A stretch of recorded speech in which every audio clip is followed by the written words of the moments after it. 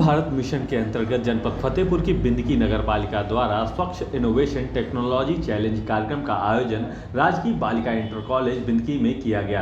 कार्यक्रम में विभिन्न विद्यालयों के बच्चों ने अपने अपने विज्ञान मॉडल्स का प्रदर्शन किया।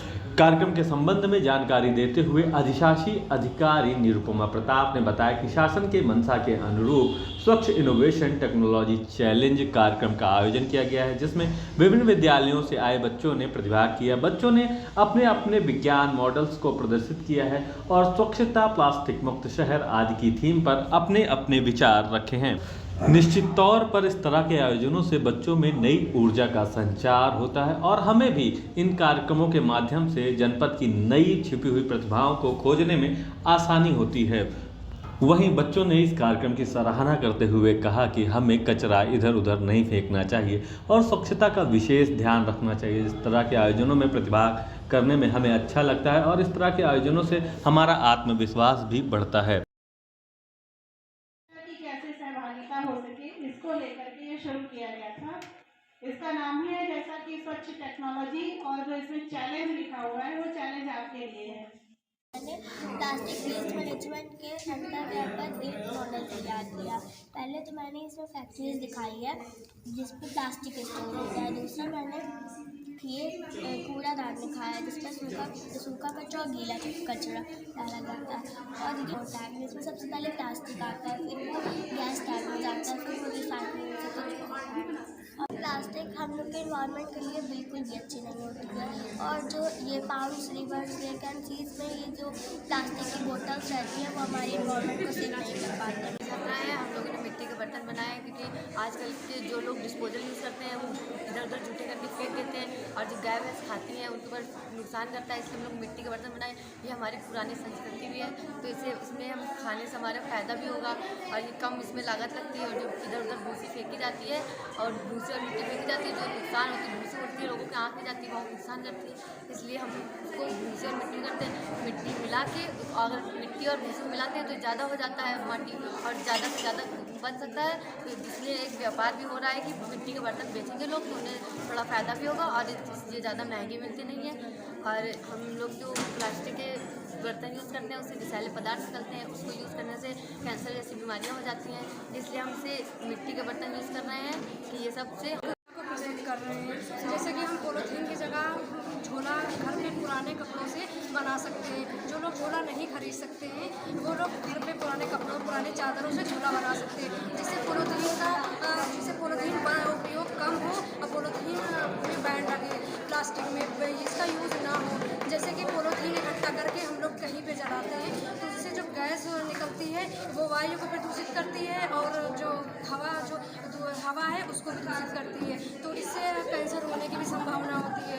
और जैसे हम लोग कोई भी प्लास्टिक या कुछ बाहर सड़कों पे फेंक देते हैं और उससे गाय या कोई भी जानवर खाते हैं तो उससे उनके पेट में जो पच नहीं पाता, कभी कभी ऑपरेशन करके भी तो पॉलीथीन को निकाला जाता है। तो हम लोग पहले खुद जागरूक हो, फिर दूसरों को जागरूक करें कि पॉलीथीन कितना हमारे लिए हानिकारक है, इसका इस्तेमाल ना किया जाए। हम लोग घर पे झोले बना के इस्तेमाल कर सकते हैं। चैलेंज जैसा कि इसके नाम में ही चैलेंज है, तो हमने स्कूलों को दिया था चैलेंज और वास्तव में बच्चों ने इस चैलेंज को एक्सेप्ट किया है।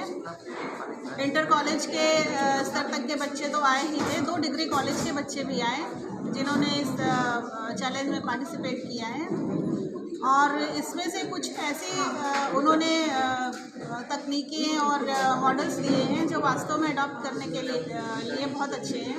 जैसे कि अभय प्रताप डिग्री कॉलेज के बच्चे ने दिया था, ऋषि ने, उसका मॉडल था कि वो कैसे जो हमारा सेप्टिक टैंक होता है जब वो भर जाता है तो उसको खाली कराने के लिए हमें कैसे पता चलेगा। तो उसने एक अलार्मिंग सिस्टम लगा रखा था, बहुत कम कॉस्ट में है। दूसरा एक उसी कॉलेज के बच्चे ने बनाया था एक सेंसर से चलने वाला डस्टबिन। आप उसके पास जाइए, उसका ढक्कन खुल जाएगा, उस डस्टबिन का यूज़ कीजिए, हटिए, वो अपने आप बंद हो जाएगा। कोविड के समय में इस डस्टबिन का बहुत यूज़ हो सकता है। एक बच्चे ने इको फ्रेंडली गन बनाई थी। इको फ्रेंडली गन इस यूज़ में है कि दिवाली में जब बच्चे बड़े बड़े पटाखे छोड़ते हैं सिर्फ आवाज़ के लिए, तो उसके उन पटाखों से बहुत आवाज़ होती है और गंदगी निकलती है, कूड़ा, उस गन से ना तो धुआं निकलेगा और ना ही कोई कूड़ा निकलेगा। तो ज़ीरो वेस्ट में भी वो यूज़ होता, उस चैलेंज में, ज़ीरो वेस्ट में उस चैलेंज को एक्सेप्ट किया था उस बच्चे ने। और महिला डिग्री कॉलेज के बच्चियों ने प्लास्टिक रीयूज़ के वेस्ट मैनेजमेंट के अंतर्गत प्लास्टिक को रीयूज़ कैसे किया जाए उसके संबंध में अपने मॉडल दिए थे।